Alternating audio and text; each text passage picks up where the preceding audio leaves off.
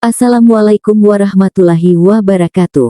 Selamat datang di channel As by Story. Jangan lupa like, komen dan subscribe serta aktifkan lonceng notifikasi agar tidak ketinggalan cerita menarik lainnya.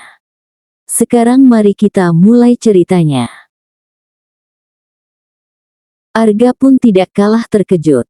Ia masih ingat betul siapa wanita yang ada di hadapannya saat ini.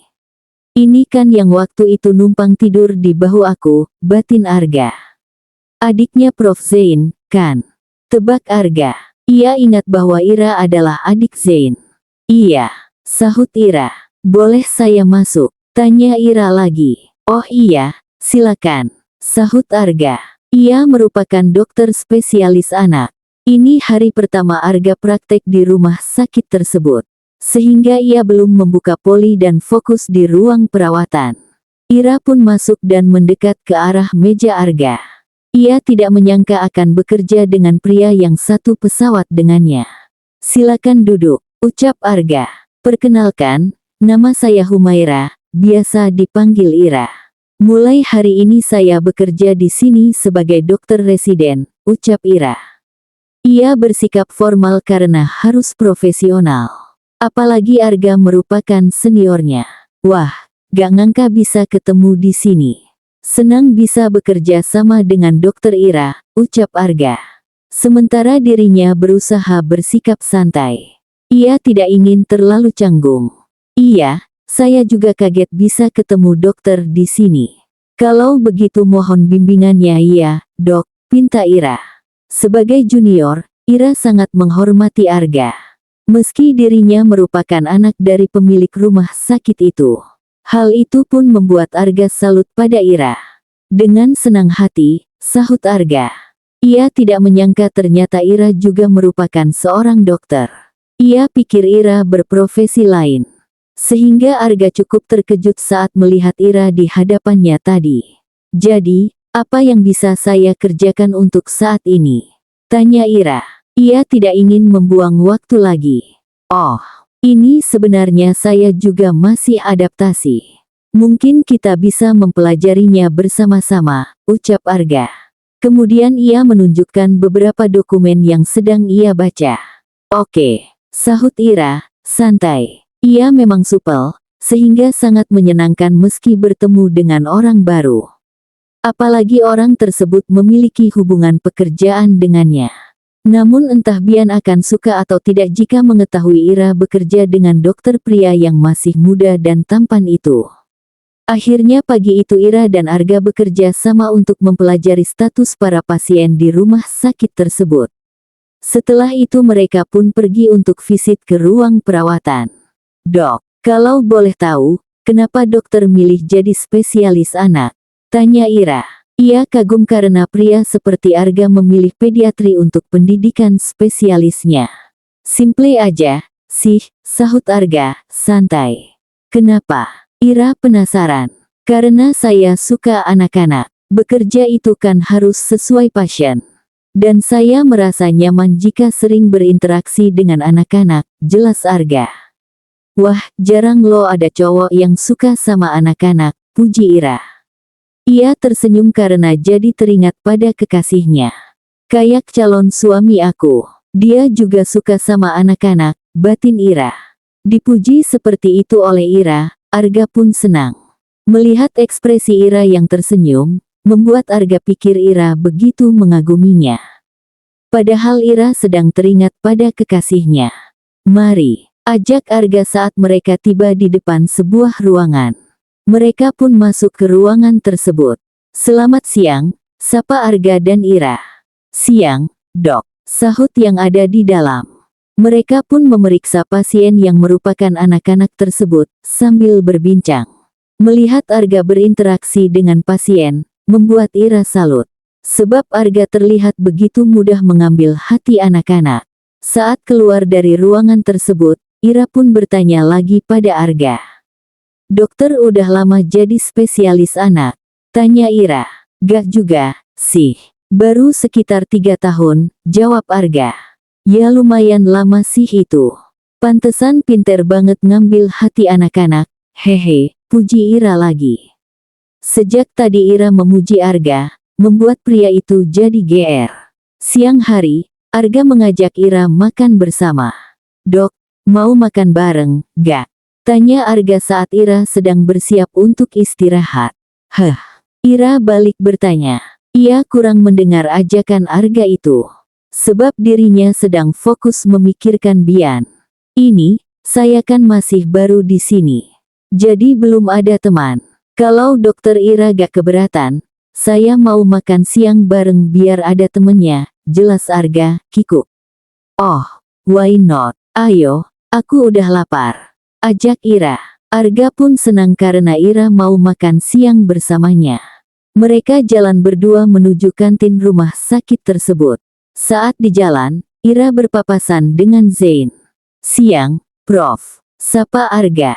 "Siang," sahut Zain. Ia sedikit heran melihat Ira berjalan dengan Arga. "Loh, katanya gak saling kenal?" tanya Zain. Zain sendiri sudah mengetahui bahwa hari ini Arga mulai bekerja di rumah sakitnya. "Itu kan kemarin, Bang. Kalau sekarang mah udah kenal, lah. Kan satu ruangan," jawab Ira, santai. "Oh, kirain ledek Zain. Apa sih, gak jelas. Ya udah aku mau makan siang dulu," ucap Ira. Kemudian ia berlalu. "Mari, Prof," ucap Arga. Ia sangat menghormati Zain. "Ya, silakan," sahut Zain. Kemudian ia menoleh ke arah mereka. Zain pun tersenyum. "Daripada sama tentara, kan mendingan sama dokter," gumam Zain. "Apanya yang sama dokter?" tanya Intan yang ternyata sudah berdiri di samping Zain. Kamu kok udah ada di sini aja?" "Baru aku mau jemput," tanya Zain. "Abis kamu kelamaan, aku kan udah lapar," sahut Intan, manja. "Duh, kasihan Bumil kelaparan." "Ya udah ayo kita makan," ajak Zain. Mereka pun pergi ke ruangan Zain untuk makan siang. "Zain, kamu lihat Ira, gak?" tanya Muh saat Zain tiba di depan ruangannya. "Ira lagi makan di kantin, Pah. Sama dokter baru," sahut Zain. "Oh, padahal tadinya Papa mau ngajak makan bareng," ucap Muh. "Ya udahlah, Pah. Biarin aja dia sama dokter Arga. Namanya juga anak muda, kan? Siapa tahu jodoh," ucap Zain, santai. Sembarangan aja kalau ngomong," sahut Muh, kemudian ia masuk ke ruangannya. Tentu saja Muh keberatan. Sebab ia sudah menjodohkan Ira dengan Bian. Sedangkan Zain heran melihat sikap Muh seperti itu. "Emang salahnya di mana?" tanya Zain pada Intan. "Salahnya kamu terlalu ikut campur untuk masalah adikmu," skak Intan. Kemudian ia masuk ke ruangan Zain. "Lah, itu kan adik aku. Wajar dong kalau aku ikut campur." Zain tidak terima akan ucapan Intan. "Iya, masalahnya dari kemarin kamu rempong banget. Padahal Ira juga santai aja. Lagian kan dia masih muda, lagi ngerjain tesis pula." "Udahlah, biarin aja," ujar Intan. Baiklah, aku gak akan ikut campur. Tapi kalau Ira dan Arga saling suka, aku akan dukung mereka," ucap Zain. Sementara itu, Ira dan Arga sedang makan di kantin. Mereka duduk berhadapan. Saat mereka sedang makan sambil berbincang, ponsel Ira berdering. Ada telepon masuk dari Bian. "Duh, gimana ini? Kalau aku jawab, terus Bian tahu aku lagi makan sama cowok, marah gak?" "Ya. Dia kan cemburuan," batin Ira. Bukan tidak enak hati pada Arga. Namun Ira memikirkan reaksi Bian jika tahu dirinya sedang bersama pria. "Kenapa? Kok gak dijawab?" tanya Arga. Ia heran melihat Ira kebingungan. Ia pun penasaran siapa yang menghubungi Ira. "Gak apa-apa," sahut Ira. Ia memilih untuk tidak menjawab panggilan itu. Sebab ia tidak enak hati jika harus bermesraan di depan Arga. Bukan bermaksud selingkuh. Hanya saja kondisinya tidak nyaman. Sehingga Ira tidak berani menjawab panggilan Bian.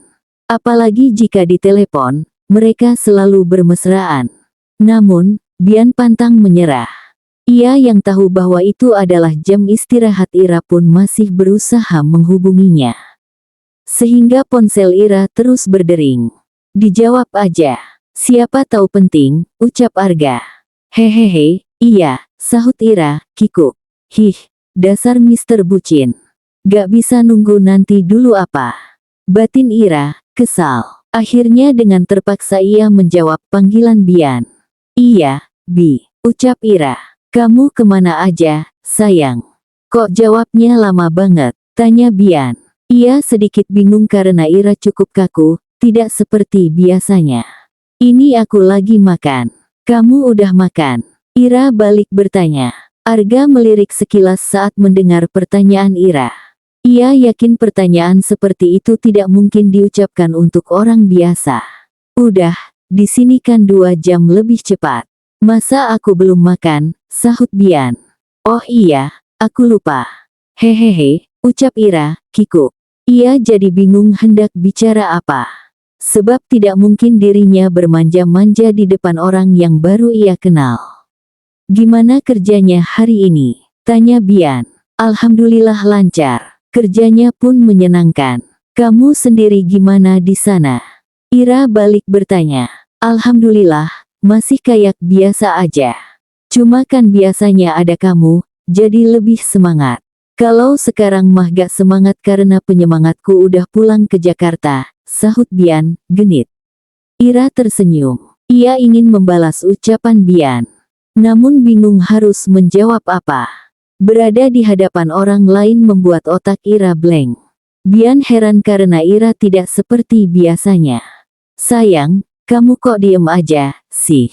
Tanya Bian. Iya, ini aku lagi makan sama senior aku, sahut Ira. Secara tidak langsung ia memberi kode pada Bian.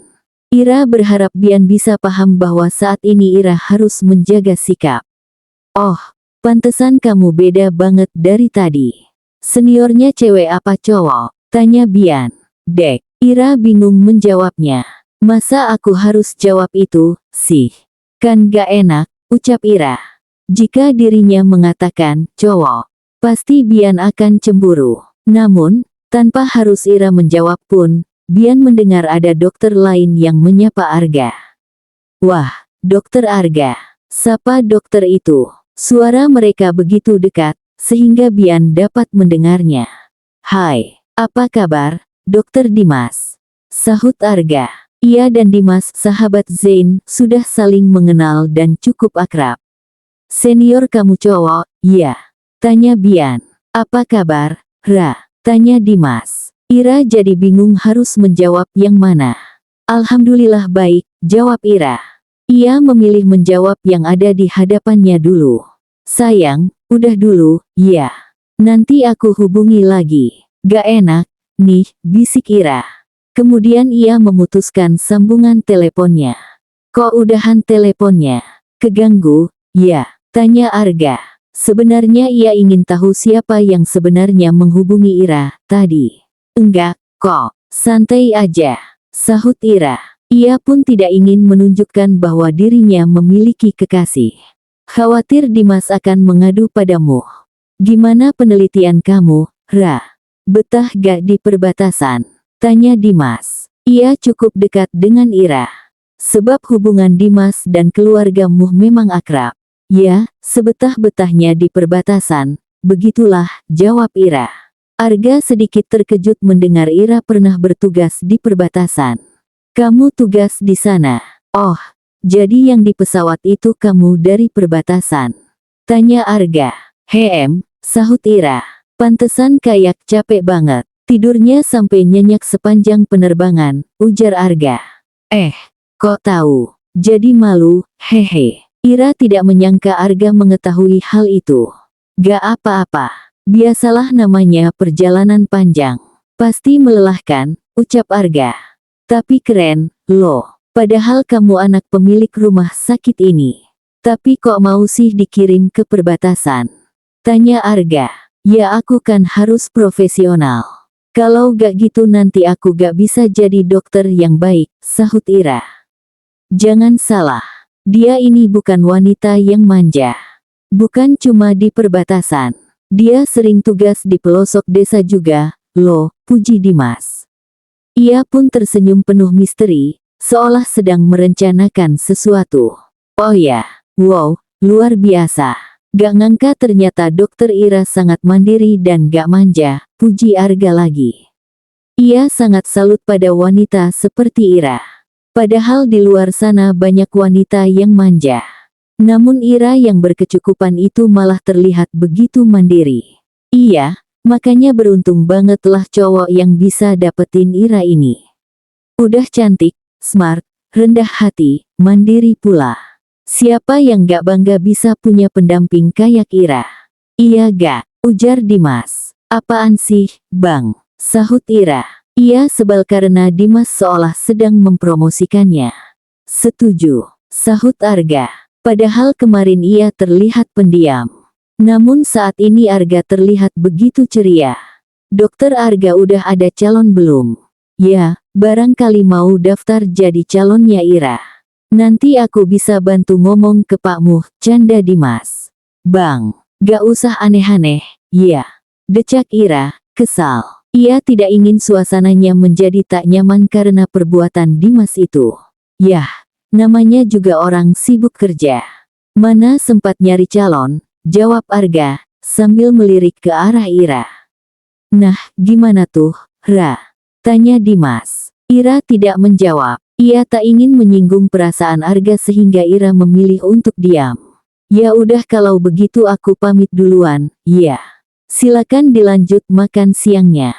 Jangan lupa ucapanku tadi tolong dipertimbangkan. Ucap Dimas. Kemudian ia pergi dari tempat itu. Maaf ya, Dok. Dokter Dimas emang suka bercanda, hehe, ucap Ira, kikuk. Ia jadi tidak enak hati pada Arga. Gak apa-apa, santai aja. Sahut Arga. Ia justru senang mendengar ucapan Dimas tadi. Di tempat lain, Dimas berpapasan dengan Zain. Gimana? Tanya Zain. Aman. Tapi mereka kan baru kenal. Jadi gak bisa langsung satset lah. Biarin aja kenalan dulu, ucap Dimas. Ternyata ia disuruh oleh Zain. Iya, sih. Tapi aku khawatir aja Ira deket sama tentara. Gue gak mau kalau sampai dia punya suami tentara, ujar Zain. Emang kenapa, sih? Lo kok kayaknya anti banget sama tentara? Kan gak ada salahnya juga. Justru bagus, dia jadi bisa ngelindungin Ira, tanya Dimas, heran. Zain kesal karena Dimas malah membela tentara. Udah lo gak usah sok tahu, ucap Zain, sambil berlalu. Lah, aneh banget, kenapa jadi dia yang sewot? Perasaan pertanyaan gue biasa aja, gumam Dimas, bingung. Sementara itu, Ira sedang kesal pada Dimas. Ini pasti ada hubungannya sama Bang Zain yang rese itu. Awas aja kalau bener, batin Ira. Selesai makan, Ira langsung pamit pada Arga. Sebab ia harus menghubungi Bian kembali. Ia tak ingin Bian salah paham karena tadi dirinya memutuskan sambungannya dengan Bian begitu saja. Dok, saya duluan, ya. Ada perlu, ucap Ira. Oh iya, silakan, sahut Arga. Ira pun meninggalkan tempat itu dan mencari tempat sepi. Coba ke taman aja, deh, gumam Ira. Ia menuju ke taman agar bisa berbincang dengan santai tanpa diganggu. Tak mungkin Ira berbincang di ruangan Muh atau Zain. Setibanya di taman, Ira langsung menghubungi Bian. Telepon terhubung. Halo, sayang. Udah selesai makannya? Tanya Bian. Ia sudah sejak tadi menanti telepon dari Ira. Hai, udah, sayang. Kamu lagi apa? Ira balik bertanya. Lagi nungguin telepon dari kamu. Nanti setengah jam lagi mau latihan, jawab Bian. Yang semangat latihannya ya, sayang. Biar bisa cepet pulang, ujar Ira, manja. Tapi hari ini aku gak semangat, nih, keluh Bian. Loh, gak semangat kenapa? Tanya Ira, heran. Kamu tadi nyuekin aku gitu aja. Terus kamu makan berdua sama senior laki-laki, iya? Tanya Bian, lesu. Ira terkejut karena Bian mengetahui hal itu. Ia pikir Bian tidak akan mengetahuinya. Dia tahu dari mana? Batin Ira. Tuh kan kamu diam, keluh Bian. Enggak, sayang. Emang kamu tahu dari mana aku makan berdua cowok? Tanya Ira. Bener, kan? Ira menghela napas. Kemudian menjelaskannya. Iya bener. Tapi dia kan cuma senior aku. Kami sama-sama baru di sini, jelas Ira. Jadi kalau nanti ada senior cewek atau junior cewek datang ke sini, aku boleh berdua juga. Skak Bian. Ira tercekat. Tentu saja ia tak rela jika Bian berduaan dengan seniornya. Ya jangan, ucapnya, memelas. Terus kenapa kamu begitu? Curang dong kalau kamu boleh terus aku gak boleh. Tanya Bian. Ia sedikit kesal karena tadi Ira tidak memikirkan perasaannya. Padahal Bian sudah mengatakan bahwa dirinya cemburuan. Iya, maaf. Lain kali aku gak gitu lagi, lirih Ira, manja. Ia menyesal karena telah membuat Bian marah. Ia pun jadi takut Bian melakukan hal yang sama untuk membalasnya. Ya udah, kali ini aku maafin. Tapi jangan sampai terulang. Kalau terulang, emang kamu gak mau maafin aku? Tanya Ira, khawatir. Gak, kalau sampai terulang, aku akan langsung terbang ke Jakarta dan nikahin kamu, ancam Bian. Ira langsung tersenyum. Kalau gitu mendingan aku ulang aja, deh, ucap Ira, genit. Bian pun jadi tersenyum. Dasar kamu ini, awas ya kalau berani macam-macam. Nanti aku hukum, ucap Bian, gemas. Enggak lah. Ngapain sih aku macam-macam? Satu macam aja udah pusing karena gak bisa ketemu, sahut Ira. Ia seperti orang belingsatan, hingga tidak sadar ada yang memperhatikan dari jauh. Duh, 2 bulan kenapa rasanya lama banget, ya? Gumam Bian. Ia merasa frustasi membayangkan harus menunggu 2 bulan agar bisa segera melamar Ira. Ya udah katanya mau terbang ke sini. Buktiin dong, tantang Ira. Gak semudah itu, sayang. Bisa berantakan kalau aku tinggalin mereka begitu aja, jawab Bian, lemas. Terus tadi ngapain kamu bilang begitu? Ya itu kan kondisi darurat. Aku terbang, nikahin kamu terus bawa kamu ke sini, jawab Bian. Loh, kok dibawa ke sana? Ya kan aku masih harus jaga di sini. Makanya kamu jangan macam-macam. Kan gak lucu kalau kamu tidur di barak sama aku, ucap Bian sambil terkekeh. Hihihi, enak aja. Masa aku gabung sama yang lain juga? Ya enggak, kan kamarku terpisah. Kamu bukannya pernah masuk, ya? Oh, yang itu. Iya aku pernah masuk terus diusir dengan sadis oleh seseorang. Ucap Ira, kesal. Ia sebal jika mengingat kejadian itu.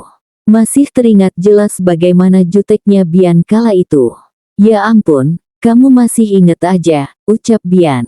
Ia merasa bersalah karena telah mengusir Ira. Iyalah, pokoknya momen sama kamu itu gak ada yang aku lupain. Apalagi waktu kamu datang ke klinik terus minta tanggung jawab. Enak aja, udah kamu yang ngusir, aku yang disuruh tanggung jawab. Dasar gak tahu malu, cibir Ira. Ia jadi emosi dan seolah masih bermusuhan dengan Bian. Hei, kamu kok kesel banget? Itu kan udah berlalu, sayang, ucap Bian, heran. Hehehe, ya abisnya kamu nyebelin banget. Ya udah jangan diingetin lagi. Aku jadi emosi bawaannya. Nanti yang ada aku kesel sama kamu, ucap Ira, sebal. Iya maaf, aku kan cuma mau ngingetin kamarnya aja. Tapi ingetan kamu malah kemana-mana, kilah Bian. Ya masalahnya pas aku ke kamar kamu itu gak berkesan banget. Jadinya aku kesel. Ya udah, kapan-kapan kalau kamu ke kamar aku lagi, kita tinggalin kesan yang romantis, ya. Biar pas lagi inget bawaannya happy, ucap Bian, genit. Ira pun tersenyum malu. Ih, ngapain juga aku ke kamar kamu lagi? Kan nanti kalau kamu pulang ke sini, gak balik lagi ke sana, ucapnya. Ya, kamar aku yang lain. Kan nanti kalau udah nikah, kita pasti tidur sekamar, jawab Bian, nakal. Ya udah gak usah dibahas sekarang. Nikahnya juga masih lama, ucap Ira sambil menggigiti jarinya. Kenapa? Takut pingin? Ya. Udah gak sabar? Ya. Ledek Bian. Bi, kamu jangan gitu, dong. Kayak yang sendirinya sabar aja. Skak Ira. Loh, kalau aku sih udah jelas gak sabar. Makanya pingin buru-buru pulang, sahut Bian tanpa malu. Bian terlalu asik berbincang dengan Ira. Sampai ia tak sadar ada anak buahnya yang sedang menguping. Kita godain komandan, yuk. Ajak salah satu anak buah Bian pada temannya. Gimana caranya? Tanya yang lain. Ya udah, ikutin aja. Kan kita pura-pura gak tahu kalau dia lagi teleponan. Ya udah, ayo. Mereka pun sepakat untuk menggoda Bian. Bang, dokter baru itu cantik juga, ya. Tadi pagi pas kita lari, dia lagi nyapu. Kamu lihat, kan? Tanya anak buah Bian pada temannya. Ia sengaja meninggikan suara agar Ira mendengarnya. Bian langsung menoleh ke arah anak buahnya itu. Ada komandan. Siang, dan sapa anak buah Bian. Pura-pura tidak sadar ada Bian di sana. Bian tidak menjawabnya. Ia kesal karena yakin Ira pasti bertanya-tanya.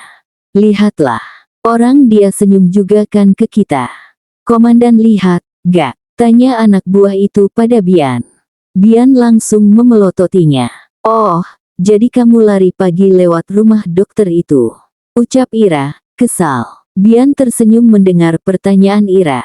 Ia senang karena Ira cemburu. Iyalah, emang mau lewat mana lagi?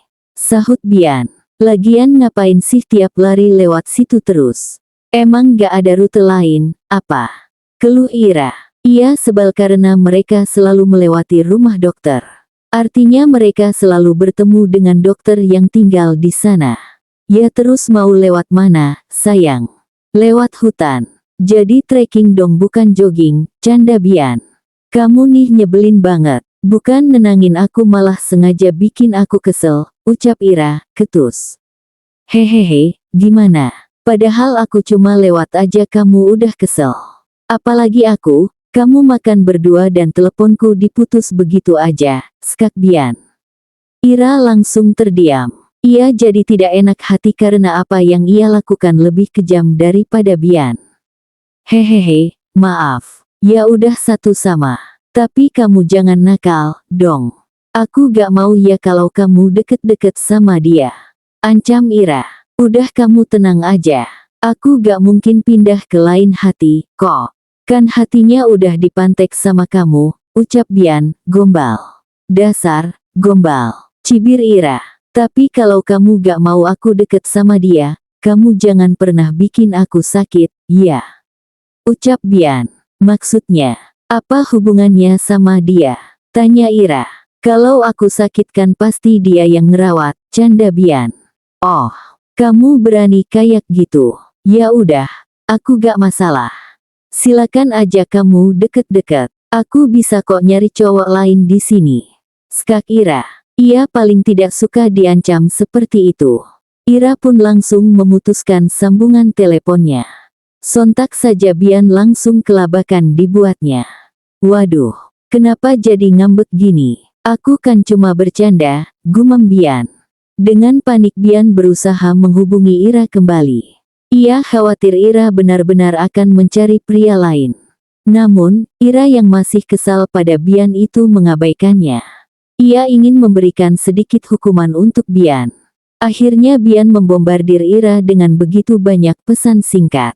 Ia memohon pada Ira untuk menjawab teleponnya. Ting, ting, ting. Bian, sayang, aku cuma bercanda. Bian, kamu jangan marah, dong. Bian, tolong jawab pesan aku. Bian, sayang, aku gak bisa dicuekin begitu. Kamu tega sama aku. Bian, sayang. Bian, I love you. Bian, Humaira, balas pesan aku. Bian, kamu tega ya bikin aku stres kayak gini. Awas kalau kamu berani deket sama cowok lain. Akhirnya Bian tidak mengirim pesan lagi. Sebab saat ini ia sudah harus latihan. Bian yang sedang galau itu pun latihan dengan lesu. Siang, dan Sapa anak buah Bian saat Bian masuk ke lapangan. Siang, sahut Bian, datar. Anak buah Bian bingung karena kali ini Bian tidak seperti biasanya. Sejak kasmaran, Bian selalu bersemangat untuk latihan. Komandan kenapa?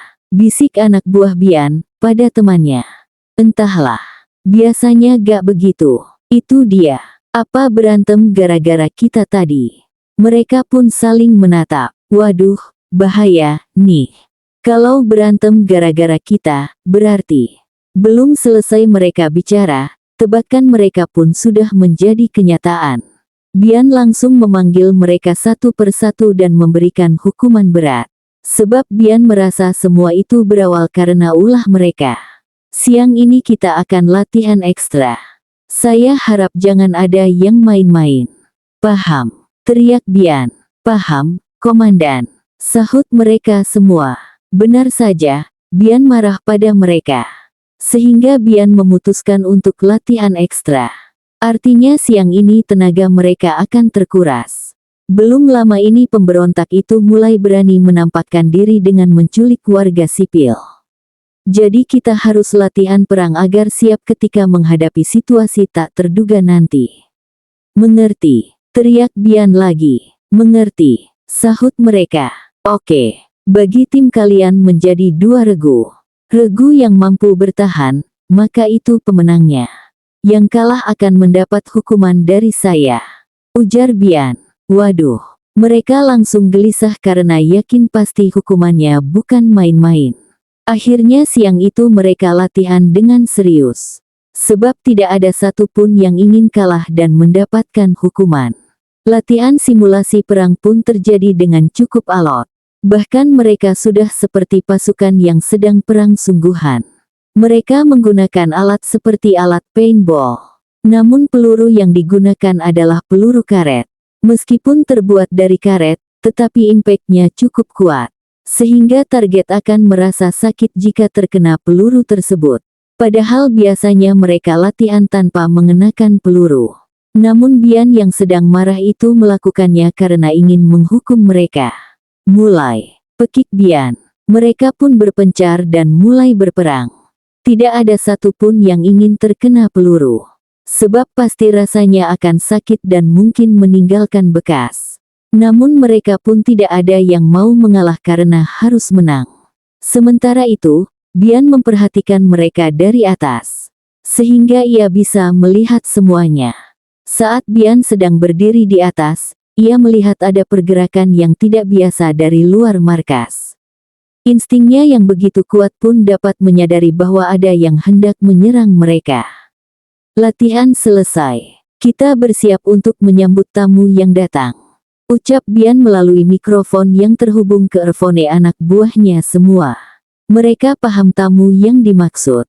Itu adalah kode dari Bian. Sehingga mereka pun langsung berlari mengambil senjata asli dan bersiap untuk menyambut tamu tersebut. Bian turun dan bergabung dengan anak buahnya. Kemudian ia memberikan arahan kepada mereka semua di ruang senjata.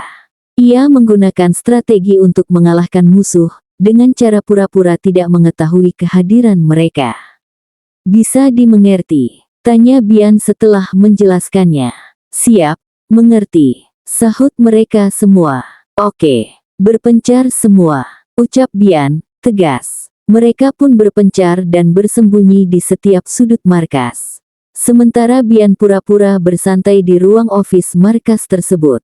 Seluruh pasukan yang ada di sana pun telah diberikan informasi. Sehingga mereka semua bersiaga. Saat kondisi sedang hening, tiba-tiba terdengar suara ledakan senjata.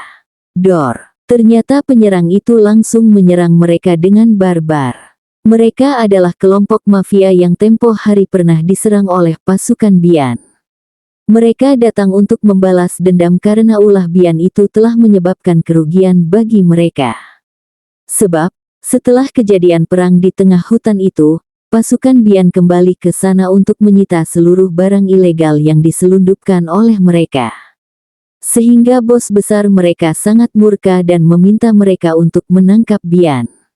Anak buah Bian yang awalnya bersembunyi pun langsung menghalau mereka.